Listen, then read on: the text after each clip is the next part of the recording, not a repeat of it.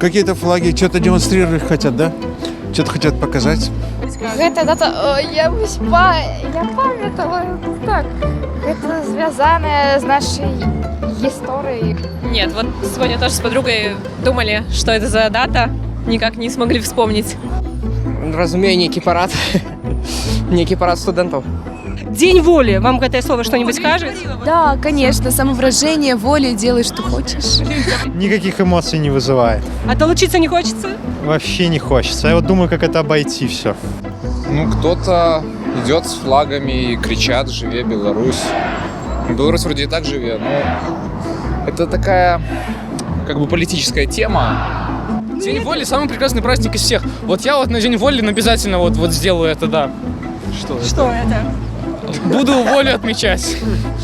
Чую. Посмотрю все фильмы с Павлом Волей. А біло-червоне, біле стяги, які емоції викликають? Вообще никаких, как это Польша как будто, я не знаю.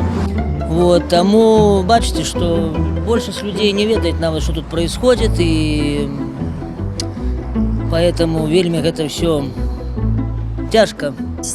Ну, просто я шла мимо, увидела, что митинги, подошла, поинтересовалась посмотреть, что такое. Я за Беларусь.